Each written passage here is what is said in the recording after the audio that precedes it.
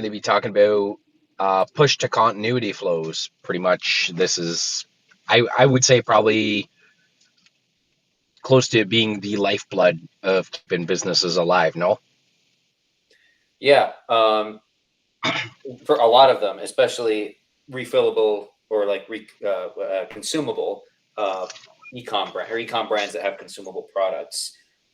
This is a very key flow. I rarely see people have it or brands have it just because I don't for various they don't know to have it or they don't have time or whatever, or they deprioritize it because they think it's not super important. But we're going to show today that it is. So the push to continuity flow is the continuity just means like recurring billing or income. That's what continuity. It's continuous. So push to continuity flow is kind of a more technical, I'm a smart email marketer way of saying a upsell to a subscription. So if somebody is, let's stop talking about supplements all the time. Coffee. Let's say someone gets you sell coffee and someone orders coffee, like a bag of coffee ground coffee beans or coffee beans unground, whatever it is, from you, and they obviously go through a lot of that. Now, in past weeks, we talked about the replenishment sequence where you'd urge them to do a one-off order to refill.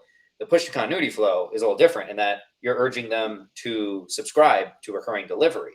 So the big up with their, like, obviously getting another one-off order is good. But what's even better is getting someone to just like lock in and commit to ongoing billing, because that way you still kind of have to like make the sale and that you have to be constantly communicating with them and all that stuff. But like you don't have to physically get them to go through and place the order again. They now have to, the difference is like they don't have to opt into another order. They have to opt out of another order, if that makes sense. That's obviously, like, I'm over explaining it. Everyone, most people can kind of infer the benefit of having a subscription offer, right? You get monthly recurring revenue. It's also helpful for customers, like customers who do use it regularly. You know, they might forget to, or they want to order again, but maybe they forget, and that's where replenishment is for. But this is even more helpful in that you're getting people onto something where they never have to think about it again. They only have to think about it if they want to opt out. But as we can discuss in future weeks, there are other sequences like, you know, the renewal reminder sequence that make it easy for them to do that before they get billed by accident when they don't want to. So yeah, push to continuity flow is getting customers on subscription orders. Now, some people may do this for anyone who buys once. You know, the very first purchase, they'll try to upsell them to continuity.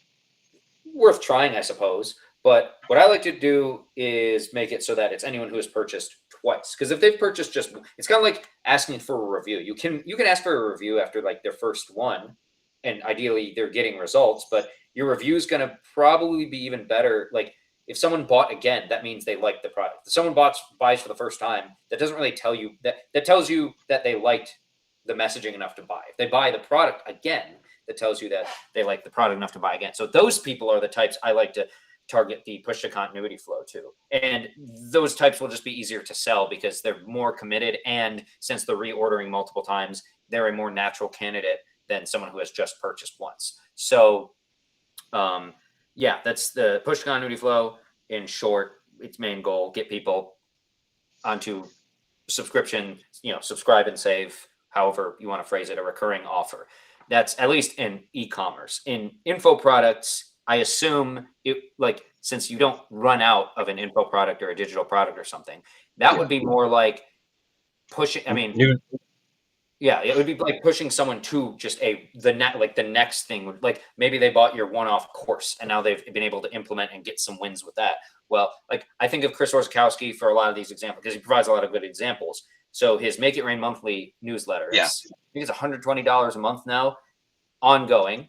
So you pay what, or he lets you can. I think you pay quarterly and you get like a discount sliced off of that. So, but you'll probably be upsold that. Actually, now that I remember it, I think many of his funnels upsell like Make It Rain monthly, probably with like a discount to, like, you know, encourage you, like, on the first issue. But it's the same thing. Like you could have an email sequence that after they've taken a course, if you have a continuity offer that ideally is like the next logical thing, like with Chris Orzechowski, they took a course on how to write emails well or something. Well, now the natural upsell is now get monthly strategies straight to your door for how to make more money as an e-com brand or get clients as a copywriter or whatever it is, right? Like Yeah. it's still similar logic. It's just you're not like selling them on a subscription of the same product they already got. It's kind of more mixed in like upsell, cross sell with a subscription push. So Yeah. info products can work pretty similar. Yeah. So do you have anything to add on that before I go a little bit deeper into like what this flow would do?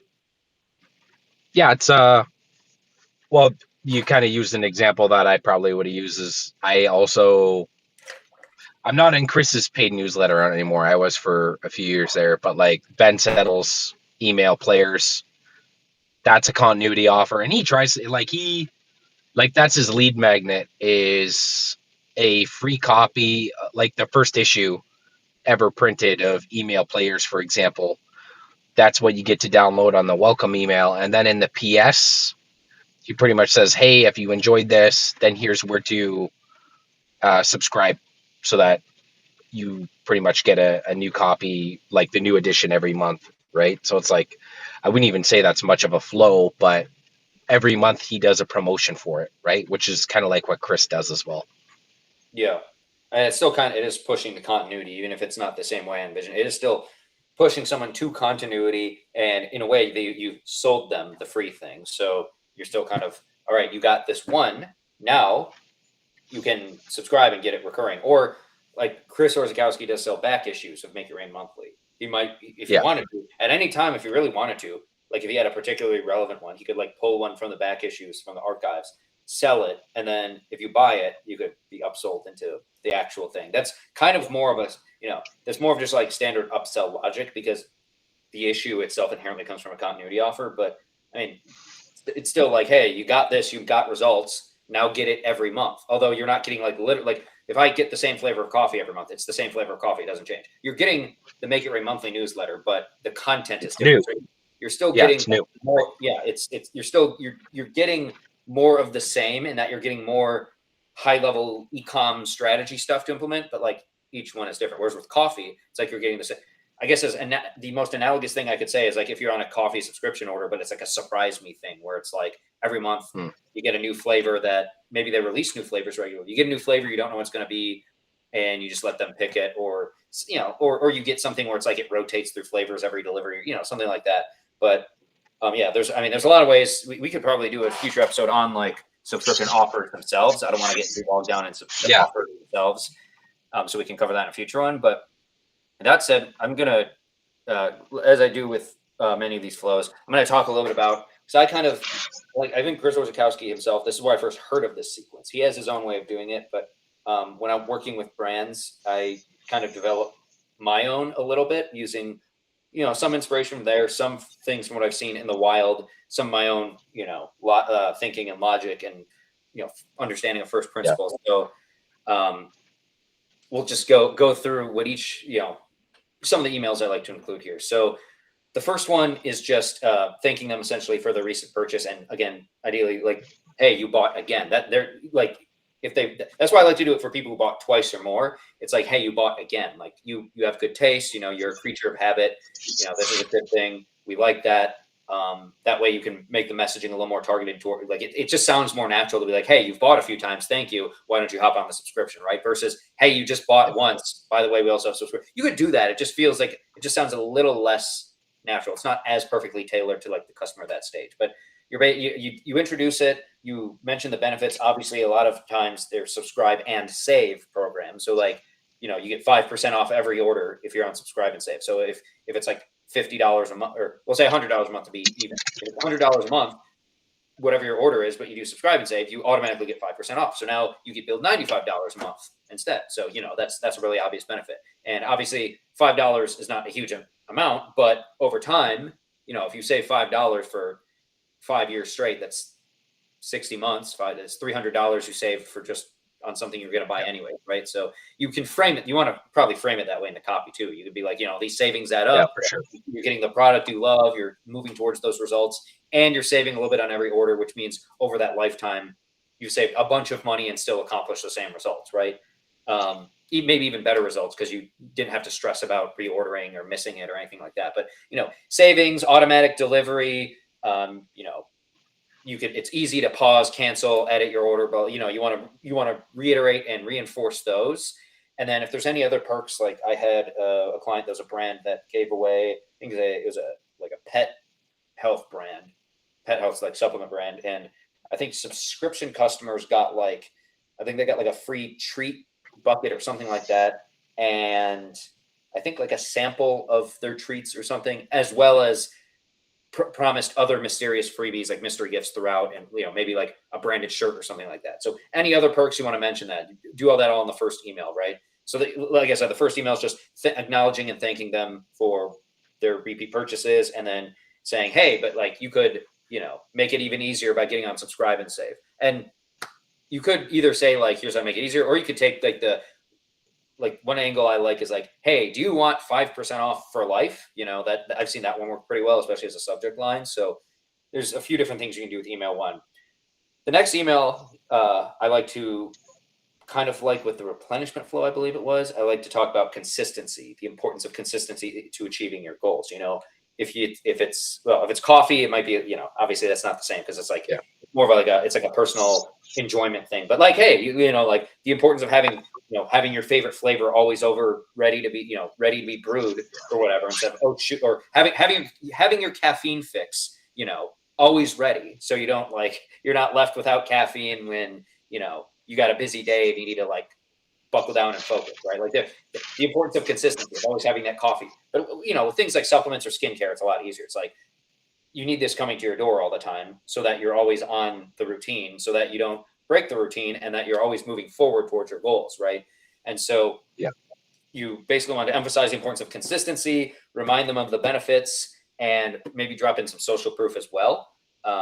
You can also, if you want, later on, kind of with other flows, you can make social proof its own email, kind of with replenishment flow, where it's just highlight the benefits of people who or highlight testimonials who people who have been on it for a while, who've been, if they're subscribed to recurring delivery, subscribe and save, they're on the continuity offer, amazing. If they say something I've seen testimonials that are this stuff is great, I've already ordered twice, I plan on getting on a subscription soon, blah, blah. If they say stuff like that, I've seen customers say man, this stuff is great, I plan on getting a subscription soon because I always run out or something. It's boom.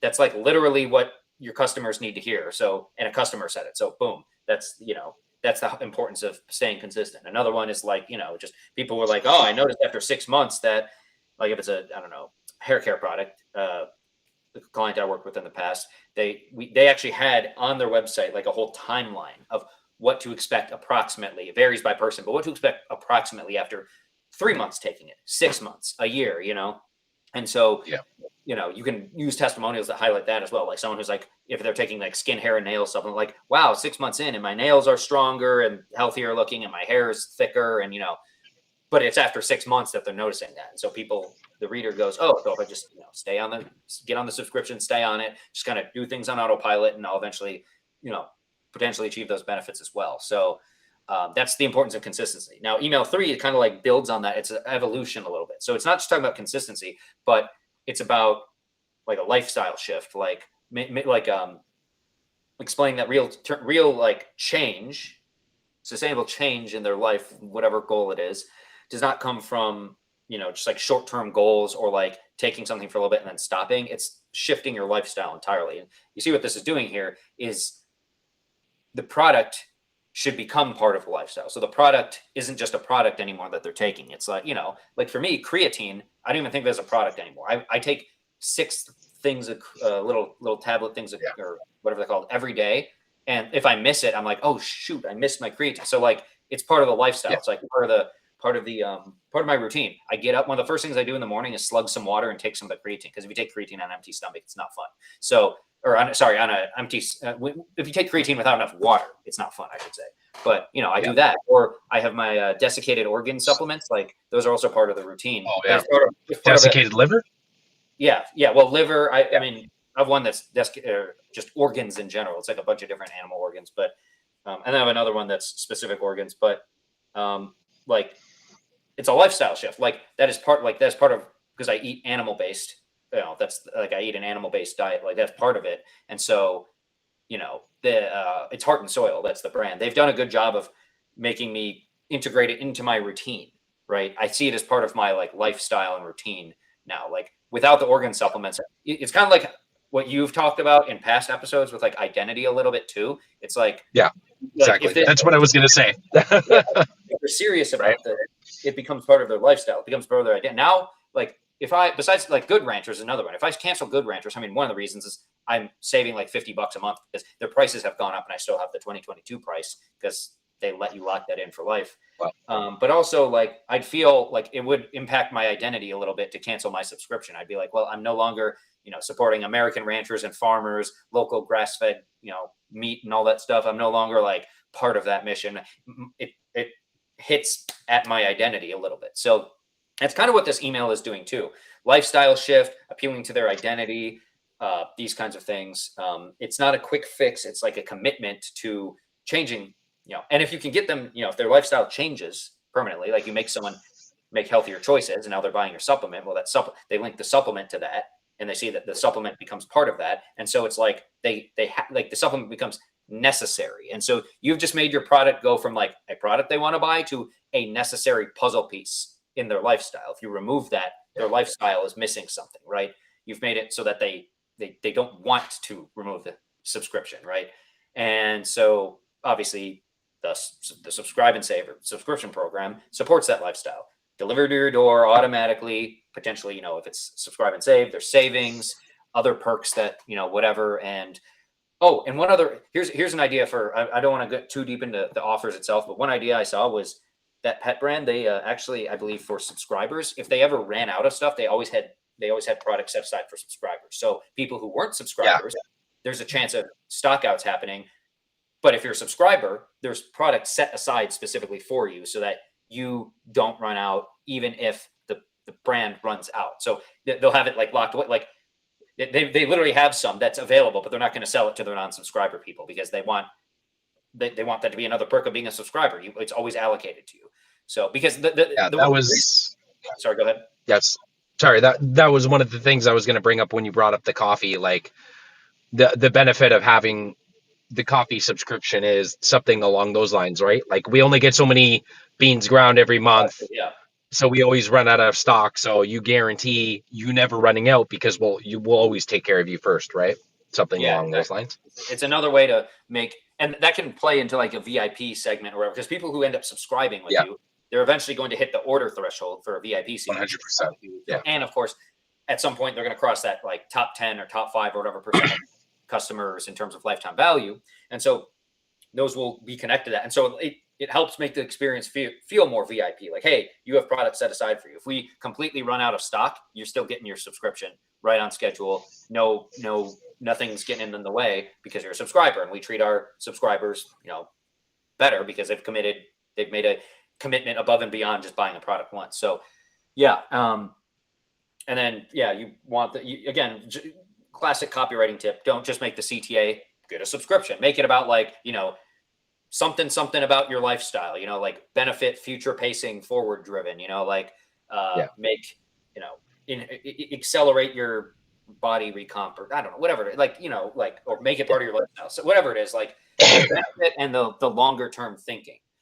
So the last 2 emails are going to be, so the last one, or the last like real one, is just basically, it's like FAQs, answering any potential objections, just without getting like fun with it, just like literally just, like question answer, objection answer, objection answer, objection answer, right? And depending on how many objections you have, just in terms of readability, you may want to drop a CTA somewhere in the middle. Like I've done different like FAQ style emails, and for some brands I had like 7, and each of them had a fairly good amount of copy. So in that case, it's like after the 3rd FAQ-ish, you want to have a CTA so people don't have to scroll all the way down, right?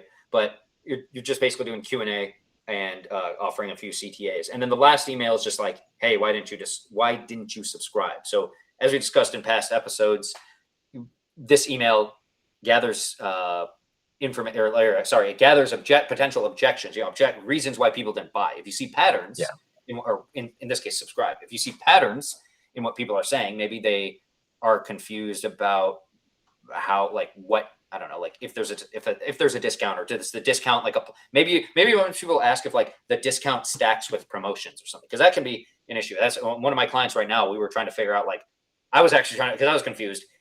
They have like a promotion. Oh yeah, does the Prime Day discount stack with their subscribe and save subscription discount? And I was genuinely confused. So imagine what a customer feels, right?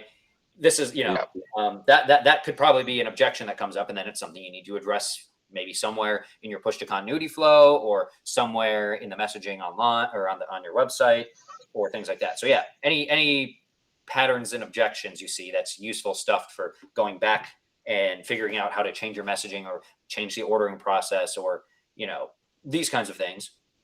And it also, of course, replies get you deliverability, and and lastly, these can always, there's always a chance that these turn into sales conversations where someone has a question, real person answers from the brand. It could be you, the founder, it could be somebody else. Maybe they have a conversation, and then that person either right then and there is like, all right, set me up for a subscription, or they think about it, they sleep on it, they come back the next day and they're like, you know what, I want a subscription. So even though Klaviyo may not it may, depending on how big your attribution window is, may not even attribute that, but it happens, it's possible for that to happen. So that's let me run through those one more time more quickly. So the first one is just acknowledging the purchase and thanking them for their consistently coming back, and then introducing the program, mentioning the benefits, and getting them to subscribe. The second one, importance of consistency, and maybe some testimonials, some social proof in there about customers who saw results with consistency. Email 3 is about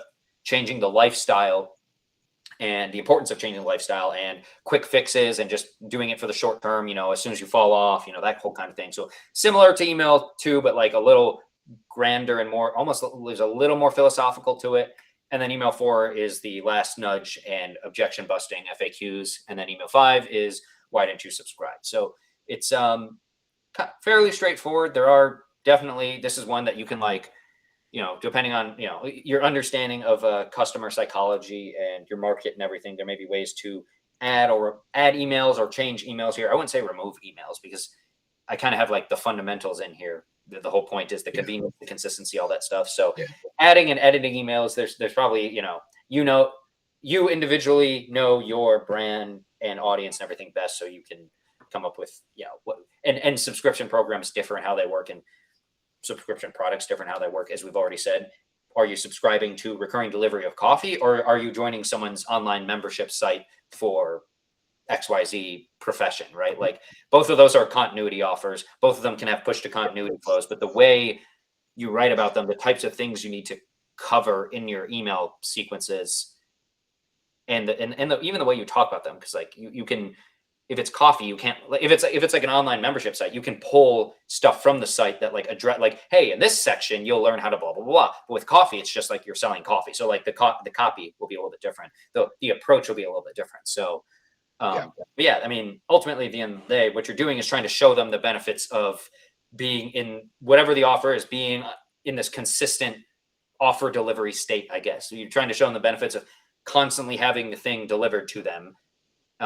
And in exchange, obviously, they're paying on a recurring basis. So if you do it well, then you'll start accumulating more and more people on subscribing, because it can be hard on the front end to sell someone on subscription if they've never bought from you before. And even if they have, they may not know about it. They may not have questions about it. They may not, or they may have questions about it that you have to answer, or they may not feel strongly enough about it. And a push into continuity flow can nudge them over the edge if they're not, maybe they know the importance of consistency, but they don't see how bad it could be without consistency, or how good it could be with consistency, or these other things. So that's what the flow does. And yeah, if you're successful with it, you should start to see, your recurring, obviously your revenue, you'll notice in your revenue, but if you look at like whatever signs of recurring revenue it might be, you'll start to see, that climb as well too. So yeah. Cool. And let me think, there's probably a few other small details. Let me make sure I don't forget any of those. So, one of them is, especially for e-com, there's certain people you want to screen out of this. So obviously, if someone's on a subscription, you don't want them to get this at all. But the thing is, if it's in like the same category, like if someone is, let me see if I can think of an example. If someone is, maybe you sell coffee and tea. Well, maybe someone's already subscribed to coffee, recurring delivery, and then they buy tea, and then they buy tea again. In that case, you may want to do a push to continuity flow, but like in that case, since you're personalizing things, since you're not just doing a general push to continuity flow, once you start getting to personalized flows, you kind of want to try to change the copy a little bit beyond just like, get our tea. You want to try to make more thematically about tea and make it sound more like you're speaking to someone who's interested in tea, right? But if someone is subscribed to like, I don't know, you got like vanilla whatever flavored coffee, and then maybe they buy and they're subscribed to that, and then maybe they buy like caramel macchiato whatever twice. In that case, you may not want to like. You could, I suppose, run a push to continuity flow, but it's kind of dependent on the brand. Like if it's, I don't know, like it's hard to say. Like if it's a supplement brand and they have like they're getting like one fat burner, and then there's like another product that in the same category that's like also for that. Like you wouldn't want to do that. But if it's like a fat burner, but then it's also like, oh well, now there's a sleep supplement or something. Well, that might make more sense to sell. So it's a little bit slippery because categories can be different between brands. Like I work with, a CBD brand, their categories were like CBD edibles, CBD oils, CBD and like stuff like that. But like within CBD edibles and drinks are edibles and drinks, right? So are those separate categories? I mean, not really. You're not individual SKUs though. There's like multiple different types of drinks and multiple different types of edibles. And you see like there's levels of granularity that aren't like clean cut. Sometimes it's like I said, like the edibles and the drinks are two different types of products, but they're both under edibles and drinks. So it takes a little bit of discretion to figure out like when you'd want like a push to continuity flow to send to someone who's already on some sort of a continuity offer. Although the good news is there are sequences that we'll cover in future weeks that I think I developed. People probably developed them independently of me, but I think I developed them. Oops, messed up my camera here. There are other sequences that can cover that part. I guess I'll just have to deal with my camera being little. Okay. But yeah, so there's that. I don't know if there's really anything else. I mean, besides that, like if they're in that flow, you don't want them getting normal broadcasts. Like you want to make sure that they're filtered out of normal broadcasts while they're in this flow, because as always, you don't want them getting multiple different types of messaging. You want them to get the most relevant type of messaging. In this case, it's pushing them to continuity. And I don't know if there's any. I don't know if there's anything else. I did say at the beginning, like I would ideally have this go to people who bought the same product twice at least. And, you can filter them out. Like if they've been in the flow in the last 7 or 14 days or whatever, if you don't want them to get it, like if they buy something, if they buy their third order of whatever it is, and then 5 days later they start getting the continuity flow, and then they stop getting it and they don't buy, and then they buy again right after that or something like that. Like they buy like another one-off. You don't need to start sending the continuity flow again. Just like with abandoned checkout. Like if someone abandons checkout twice within like 3 days, makes a purchase both times, like you don't want to like constantly keep sending them abandoned checkouts. So it's the same thing here. You don't want to constantly keep sending someone a flow they just got, even if it's relevant to them. So there is that as well. I would say, I guess some other tips just in general when it comes to this. Describe everything. I mean, this goes for any copywriting. Be very, be clear. Clarity matters more than creativity. And these emails, like it can be fun, especially in storytelling emails, to like really get creative. But like in stuff like this, like don't try to like beat around the bush or be like creative and how like just if you have to just bullet list. Like here is what is in the program. Here is exactly like in the subscription program. Here is exactly how to like editing and canceling and pausing. That's all really easy. Here's how to do it. You could even do a whole email about this if you wanted to within the flow. Like here's how to manage your subscription. Here's how to blah, blah, blah, blah, blah. Here's, you can just like explain it, but you want to be very clear, like what the subscription includes and how it works and all these kinds of things. So close clarity, often remove some of those objections. So some of the objections are like, I don't know how the program works. Yeah. So How it works. What do I get? Yeah. yeah, or like show them how they log in once they're on the program. By doing that, it's funny because you also end up future pacing a little bit because you're like, here's how you edit your order when you're on a subscription, right? Here's what your login area looks like. Well, you're future pacing because it's like you're showing them what their login area looks like. They haven't even bought the thing yet, so or on a subscription. So like here's what it looks like to edit and manage your order, and they're already you're kind of subtly putting them in the mindset of like they feel like they're being onboarded into the subscription they bought, even though they haven't bought the subscription yet. So try to make sure you're very clear on how the program works and err on the side of over explaining rather than under explaining, because if you over explain a little bit, then people, even if you think it's obvious, there are people who like certain things are obvious. There are people who will still buy because they don't know because it's not obvious to them. So err on the side of over explaining your program a little bit. I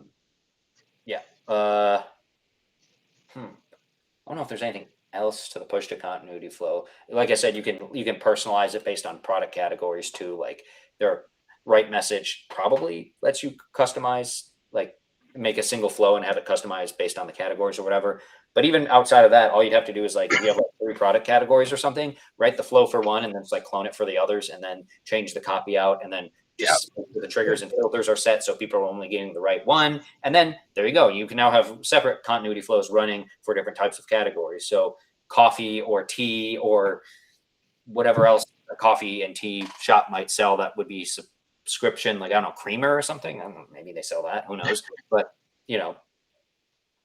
you might need a subscription to that as well. But you could have like 3 different flows running for that. So someone who has coffee, they don't get another push to continuity flow for coffee, or maybe they do, but you have it like spaced out for way down the road. But for tea, they do. For creamer, they do. For whatever else, So I think that's all for push to continuity flows. I mean, Pete, do you have anything else? I kind of talked the whole time. So it's all good.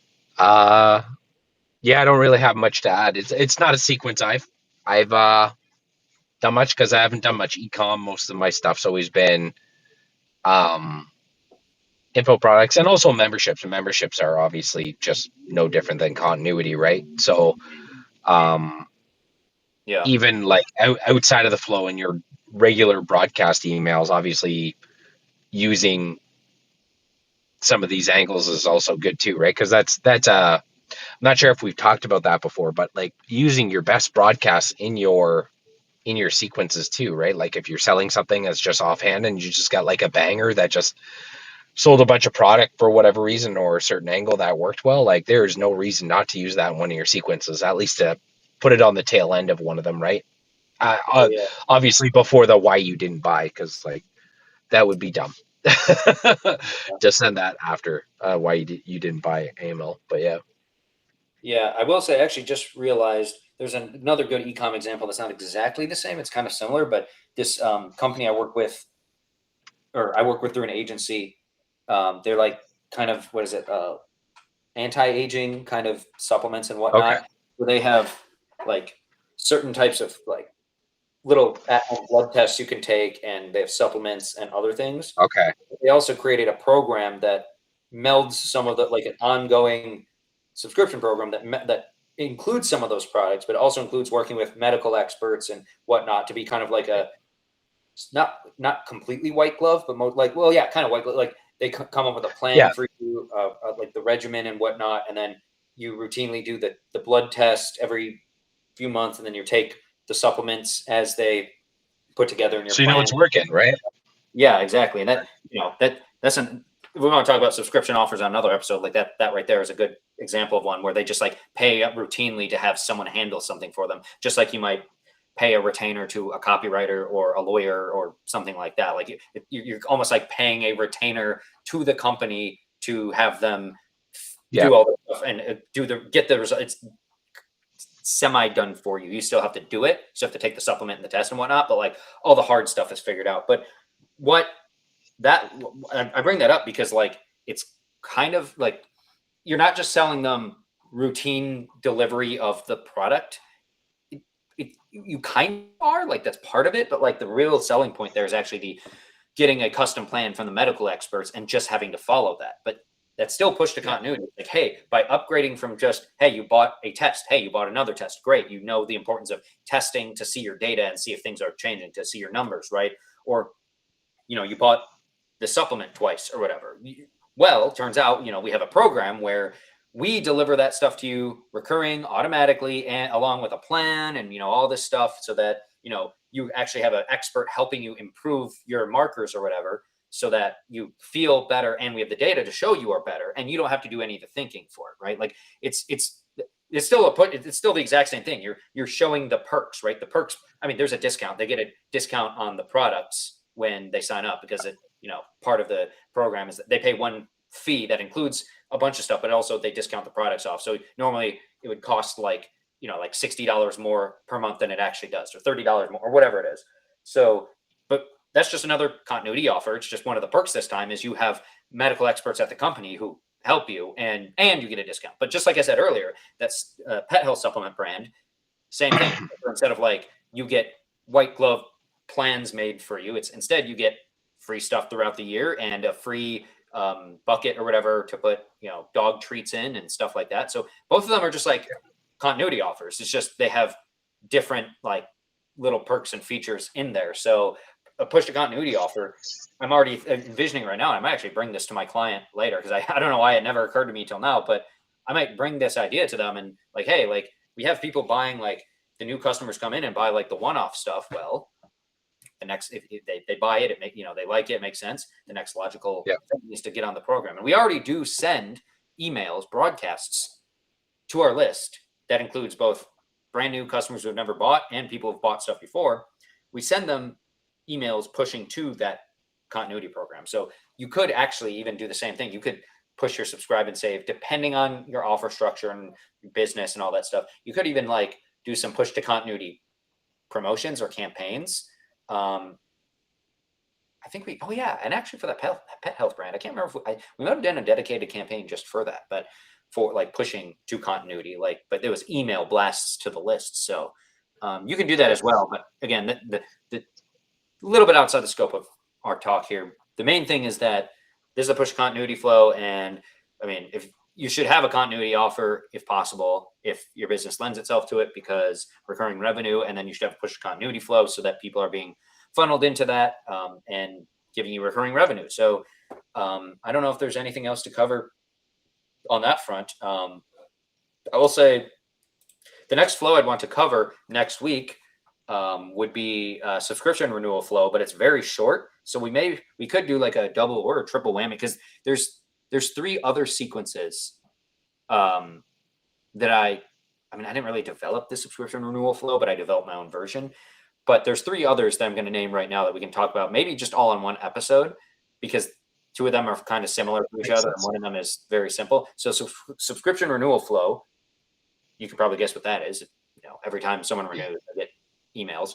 A subscription upgrade flow, which is get them to enlarge their subscription of more of the same. So if they get the vanilla flavored coffee, maybe you have them upgrade to a large bag instead of a medium bag or something, or maybe they get 2 bags instead of 1. So it's just getting them to, do that. And then subscription expansion would be get them to get a subscription right away in a different category. So not going to get into any more detail because I don't want to dilute, the message of this particular episode here, but we can talk about those in the future. And as you'll see, we put them all together. I call it my subscription ascension system. You have basically a whole step ladder. We could even make a whole episode out of the subscription ascension system too, but you have a whole ladder of continuity, renewal, so they add something to their order, upgrade, so they expand, or upgrade, so they enlarge their current order, and then expand, they add a new subscription. As you can see, there's like a ladder here, and if you can build the ladder properly, you get a bunch of customers coming in and getting on these recurring offers, and then scaling up on those recurring offers. So you end up increasing lifetime value dramatically and recurring revenue dramatically. So we'll get to talk about that next week, though. I think we've covered this one ad nauseum. Yeah, a little bit. It's all good. No, it was solid. Yeah. Well, thank you for joining, everyone. I think we're going to call it there then, unless Pete, you have anything else? Nothing I could think of. No, I think we're good. Cool. Well, then, we'll call it there. Thanks, guys. All right. Sounds good. And All see right. y'all. See ya.